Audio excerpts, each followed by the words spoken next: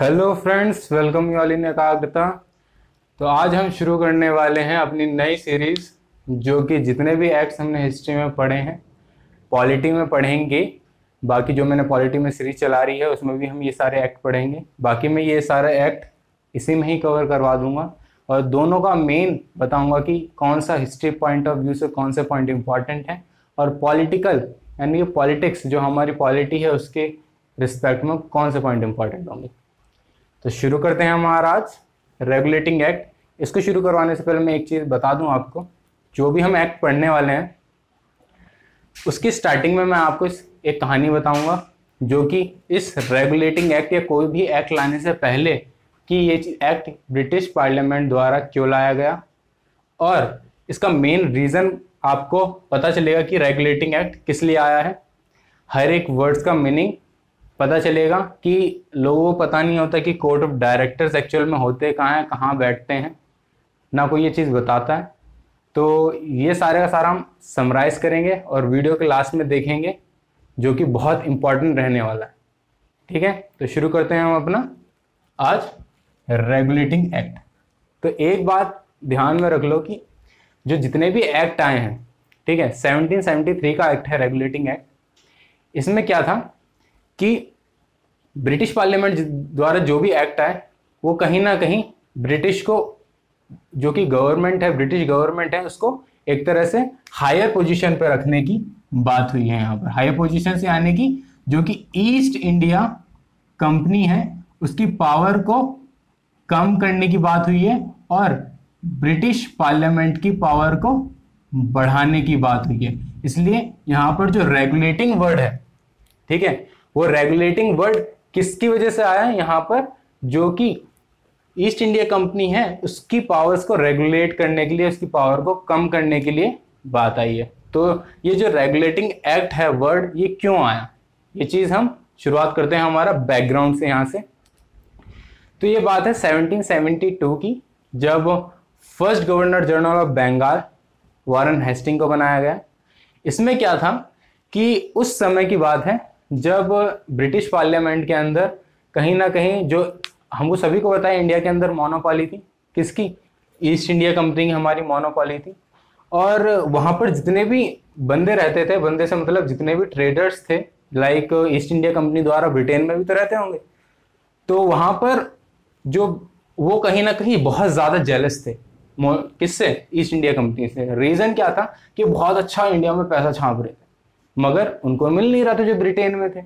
तो जो जेलसी थी वो बहुत ज़्यादा बढ़ चुकी थी और कहीं ना कहीं ये चीज़ ईस्ट इंडिया कंपनी को भी पता चल रहा था कि हाँ, अब ना कभी ना कभी उनका हिसाब चीज़ें ख़त्म होने वाली हैं। रीज़न क्या है कि ख़त्म क्यों होने वाली है? क्योंकि जब 1769 की बात करें हम, तो इससे कुछ साल पहले ही हमारी मतलब मराठा के साथ वार हुई थी। उसमें क्या था, हैदर अली से कौन? ईस्ट इंडिया कंपनी हार गई थी। ये भी बहुत बड़ा रीजन है। तो किसका? ईस्ट इंडिया कंपनी का पावर कम होने की और ब्रिटिश पार्लियामेंट का एक तरह से यहाँ पर रेगुलेटिंग एक्ट लाने का। तो यहाँ पर जो मेन पर्पस क्या है, बैकग्राउंड क्या है, तो वॉरेन हेस्टिंग है। वॉरेन हेस्टिंग को हटा दिया गया। क्यों हटा दिया गया? क्योंकि उस वक्त करप्शन बहुत ज्यादा पीक पर पहुंच चुका था, ब्रिटिश पार्लियामेंट को पैसा मिल नहीं रहा था। तो उस वक्त एक इशू आया कि जब ब्रिटिश पार्लियामेंट को पैसा नहीं मिल रहा, तो ब्रिटिश पार्लियामेंट ने क्या कहा, इन 1767 की बात है, 1767 में बोला कि भाई तुम हमें एक fixed amount of money transfer करो। कहां से? ईस्ट इंडिया कंपनी से बोला किसने? ब्रिटिश पार्लियामेंट की। Fixed amount of money transfer करो हमारे पास।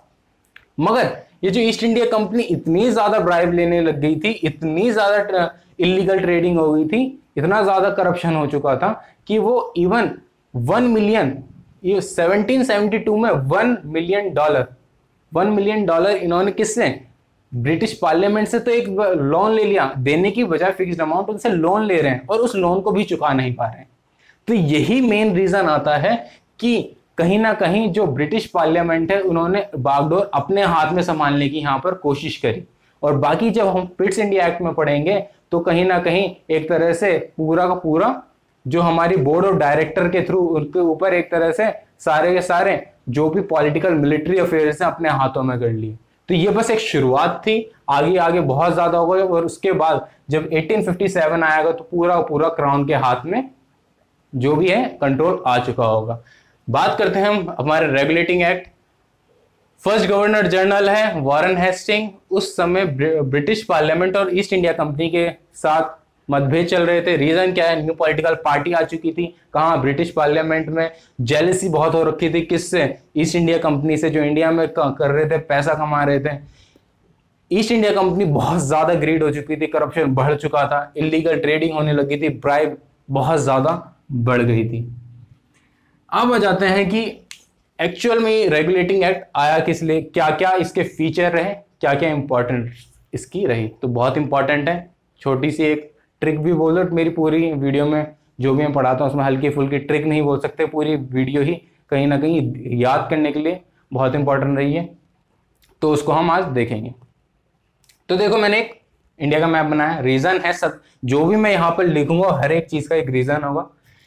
आंख बंद करके देख लेना चीजें। सबसे पहले दिमाग में एक मैप आएंगी, ईस्ट इंडिया कंपनी लिखा हुआ आएगा, साइड में वॉरेन हेस्टिंग आएगा, वर्सेस आएगा, 4 काउंसिल मेंबर्स आएंगे, उसके ऊपर गवर्नर जनरल ऑफ बंगाल आएगा, साइड में गवर्नर ऑफ बंगाल आएगा। तो शुरुआत करते हैं हम अपनी, यहां से पहुंचेंगे यहां तक, फिर इसके प्रेसिडेंसीज और प्रॉब्लम्स क्या रही इस रेगुलेटिंग एक्ट में और क्यों पिट्स इंडिया एक्ट लाना पड़ा वो देखेंगे। शुरुआत करते हैं अपना। तो पहला, पिट्स इंडिया एक्ट में क्या हुआ कि गवर्नर जनरल ऑफ बंगाल को क्या कर दिया, गवर्नर ऑफ बंगाल को बना दिया गवर्नर जनरल ऑफ बंगाल, जो कि फर्स्ट कौन था, हमारा वॉरेन हेस्टिंग।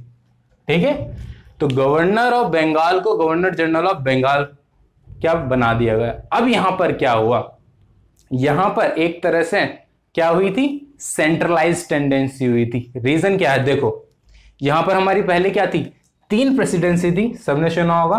पहला बंगाल, बॉम्बे और मद्रास, 3 प्रेसिडेंसीज थी। उसमें क्या किया, जो बंगाल है, बंगाल को मेन हेड बना दिया गया, जिसका नाम रखा गया गवर्नर जनरल ऑफ बंगाल, और बाकी को इसका क्या बना दिया गया, इसका सबॉर्डिनेट्स बना दिया गया। यानी कि ये जो गवर्नर जनरल ऑफ बंगाल के अंडर काम करेंगे कौन, बॉम्बे प्रेसिडेंसी और मद्रास प्रेसिडेंसी के जो गवर्नर्स हैं वो बंगाल प्रेसिडेंसी के अंदर ही काम करेंगे, जो कि मेन हेड हो कौन होगा, गवर्नर जनरल ऑफ बंगाल। ठीक है, ये मेन इसका, ये दोनों को सबॉर्डिनेट्स बना दिया गया। यानी कि एक तरह से जब हम चीजें क्या कर रहे हैं, अपने पहले क्या था, सब में सारे गवर्नर से बंटवारा हो रखा था। यानी कि बंटवारे से मतलब हमने अपने पॉलिटी में पढ़ा, बंटवारे से मतलब डिसेंट्रलाइजेशन, यानी कि इसको पावर एक तरफ पे जा रही है। यानी कि गवर्नर जनरल बना दिया गया, मेन हेड बना रखा है किसका, और नीचे सबऑर्डिनेट्स बना रखे हैं किसके, बॉम्बे और मद्रास के। तो यहाँ पर हमें पता चलता है कि एक तरह से सेंट्रलाइजेशन टेंडेंसी हो रही है। तो यहाँ पर फर्स्ट सेंट्रलाइजेशन टेंडेंसी हमारी दिखती है। ठीक है, अब मैं जब चीजें सब कुछ समराइज कर दूंगा, 2 चीज बताऊंगा, हिस्टोरिकल पॉइंट ऑफ व्यू से और पॉलिटिकल पॉइंट ऑफ व्यू से क्या चीज क्या इंपॉर्टेंट है। शुरुआत करते हैं अपने, यहीं पर आ जाते हैं।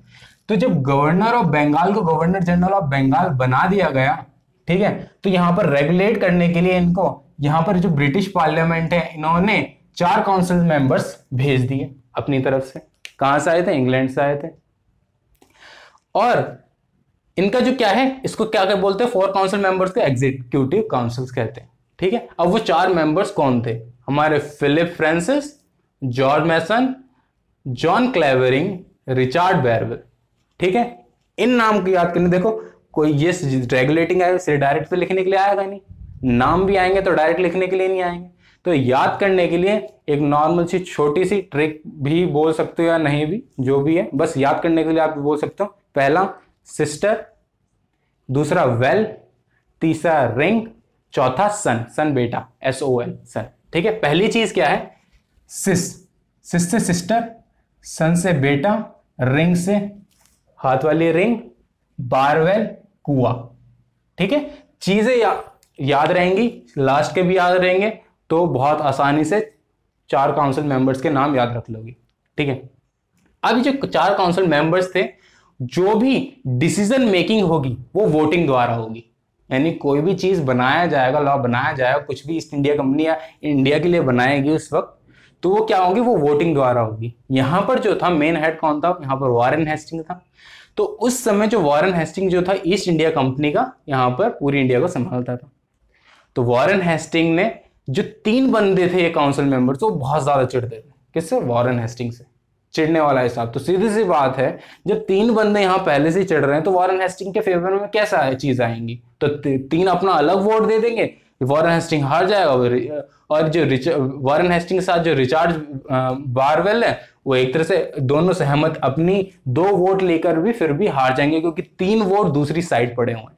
ठीक है, तो यही कहीं ना कहीं जो इसका ड्रॉबैक था, यही चीज आगे प्रॉब्लम बन के आएगी और हमारे पिट्स इंडिया एक्ट में सॉल्व होगी।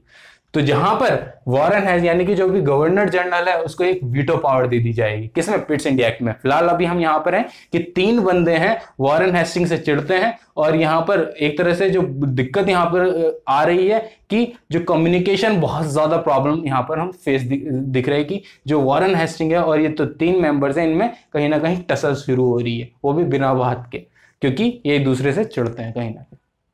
यहां पर तो decision on the basis of voting होगी और problems for the Warren Hasting. यहां पर सीधे यहां पर मेन हेड होके भी कहीं ना कहीं कुछ नहीं कर पा रहा है, क्योंकि जो कि ब्रिटिश पार्लियामेंट है वो 3 ब्रिटिश पार्लियामेंट जो बंदे भेजे थे 4 मेंबर्स, वो 4 इसके पहले से ही अगेंस्ट हो रखे। तो यहां पर प्रॉब्लम्स किसके लिए? वॉरेन हेस्टिंग के लिए। तो समझ में आ रहा होगा। मूव करते हैं नेक्स्ट पॉइंट पे। सुप्रीम कोर्ट बनाई गई कलकत्ता में 1774 विलियम फोर्ट, जहां पे सुप्रीम कोर्ट थी, फोर्ट विलियम में। ठीक है, फोर्ट विलियम में। और यहां पर क्या हुआ कि जो सुप्रीम कोर्ट जो बनाई गई, देखो कुछ भी होगा, चाहे ईस्ट इंडिया कंपनी हो, कोई गवर्नमेंट हो, कहीं ना कहीं तो चीजें बिगड़ेंगी ही। ठीक है, उन बिगड़े हुई चीजों को सॉल्व करने के लिए यहां पर क्या, देखो यहाँ इतनी सारी चीजें बिगड़ रही हैं। ठीक है, इनको सॉल्व कौन करेगा? सीधी सी बात, सुप्रीम कोर्ट की तो जरूरत पड़ेगी। तो यहां पर एक सुप्रीम कोर्ट की बनाने की जरूरत पड़ी और इन्होंने सुप्रीम कोर्ट बनाई 1774 में फोर्ट विलियम्स में, जहां पर ये सिर्फ सुप्रीम कोर्ट यूरोपियंस के लिए था। कौन सी प्रॉब्लम्स को सॉल्व करने के लिए? ऐसी प्रॉब्लम्स को सॉल्व करने के लिए यूरोपियंस के लिए था, इंडियंस के लिए नहीं था। ठीक है, ये पॉइंट है याद करने के लिए कि यूरोपियंस के लिए था, इंडियंस के लिए ये नहीं था। फर्स्ट चीफ जस्टिस इसका था एलिज इम्फे। एलिज इम्फे इसका स्पेलिंग गलत है, एलिज इम्फे। ठीक है, एलिज इम्फे इसका फर्स्ट चीफ जस्टिस था। मूव करते हैं थर्ड पे, गवर्निंग बॉडी ऑफ कंपनी। ठीक है, गवर्निंग बॉडी क्या है? देखो, जो ईस्ट इंडिया कंपनी जो कि इंडिया के अंदर है, ईस्ट इंडिया कंपनी, हाँ, ये जो ईस्ट इंडिया कंपनी है जो कि इंडिया के अंदर है, ठीक है, बाहर ये किसको एक सेंड करेगी अपना document, day to day document, यानी डे टू डे जो भी ईस्ट इंडिया कंपनी काम कर रही है वो अपना डॉक्यूमेंट भेजेगी। कहां भेजेगी? इंग्लैंड भेजेगी। और किसके पास भेजेगी? कोर्ट ऑफ डायरेक्टर्स के पास भेजेगी। तो ये कहां है? ये इंग्लैंड में बैठे हुए हैं। और ये कोर्ट ऑफ डायरेक्टर्स कौन है? कोर्ट ऑफ डायरेक्टर्स हैं ये हमारे शेयर होल्डर्स, किसके? ईस्ट इंडिया कंपनी के शेयर होल्डर्स। आपको सभी को पता होगा, किसी भी कंपनी के शेयर होल्डर्स, यानी कि मान लो रिलायंस कोई कंपनी है, उसका रिलायंस में मैंने शेयर खरीद रखा है 30%, यानी कि मैं उसका मालिकाना हक रखता हूं। ठीक है, मैं नीचे सबऑर्डिनेट्स को अपना काम करवा रहा हूं। वही चीज यहां पर है।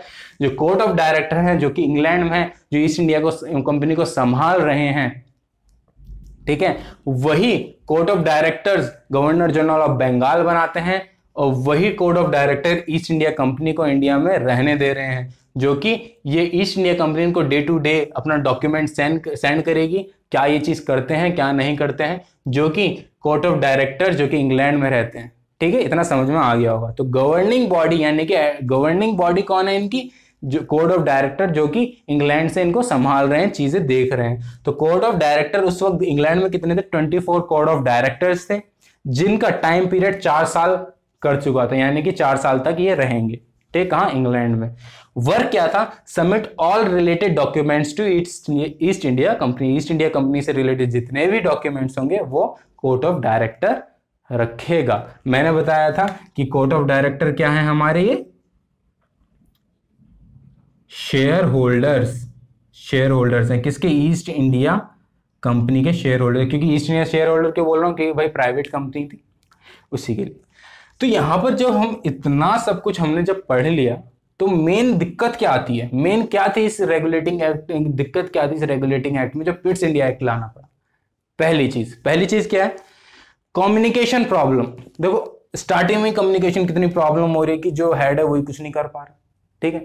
तो यहां पर क्या है कि सीधी सी बात, रेगुलेटिंग करने के लिए तो बोला था, मगर भाई चीजें को संभालने के लिए कहीं ना कहीं कोऑर्डिनेशन, कम्युनिकेशन तो होना चाहिए ना, है।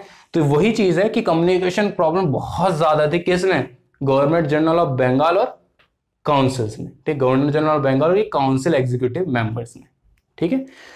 कॉन्फ्लिक्ट बिटवीन, देखो, हाँ सॉरी एक गलत हो गया, देखो कम्युनिकेशन इन दोनों के बीच में प्रॉब्लम थी। दूसरा देखो conflict between councils, conflict between council members, देखो कॉन्फ्लिक्ट बिटवीन काउंसिल मेंबर्स, ये जो काउंसिल मेंबर्स हैं, ये जो काउंसिल मेंबर्स हैं, इनके बीच में बहुत ज्यादा, यानी कि ये इसको पसंद करता है, ये नहीं, ये तीन इसको नहीं करते, ये चीज करता है, तो कहीं ना कहीं इनमें कॉन्फ्लिक्ट होगा। तो ये बहुत ज्यादा कॉन्फ्लिक्ट था। और जो कम्युनिकेशन प्रॉब्लम है, वो कम्युनिकेशन प्रॉब्लम किसके लिए गई है, देखो ये जो कोर्ट ऑफ डायरेक्टर्स हैं, ठीक है, 24 कोर्ट ऑफ डायरेक्टर्स हैं, इन्होंने बोला कि भाई डॉक्यूमेंट सेंड करो कोर्ट ऑफ डायरेक्टर्स पे, ठीक है। तो कोर्ट ऑफ डायरेक्टर जो डॉक्यूमेंट सेंड करेंगे कहां पर, इंग्लैंड के अंदर, किसको करेंगे, कहीं दिखाइए, कहीं चीज बताएगी किसको करेंगे, ऐसा कुछ भी क्लैरिटी नहीं थी।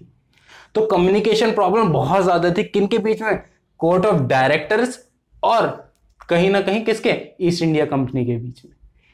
कोर्ट ऑफ डायरेक्टर और ईस्ट इंडिया कंपनी के बीच में जो कम्युनिकेशन दिक्कत थी, क्योंकि ये इंग्लैंड में था, इंग्लैंड से लेकर इनके ऊपर देखा देखी कर रहे थे, मगर जो इनके अंदर कम्युनिकेशन दिक्कत थी वो इंडिया में आकर दिख रही थी, ठीक। दूसरा कॉन्फ्लिक्ट मैंने बताया गया, इनके बीच में भी बहुत ज्यादा कम्युनिकेशन, क्योंकि लड़ाई में दिक्कतें हैं, तो यहां पर भी कम्युनिकेशन प्रॉब्लम बहुत ज्यादा थी।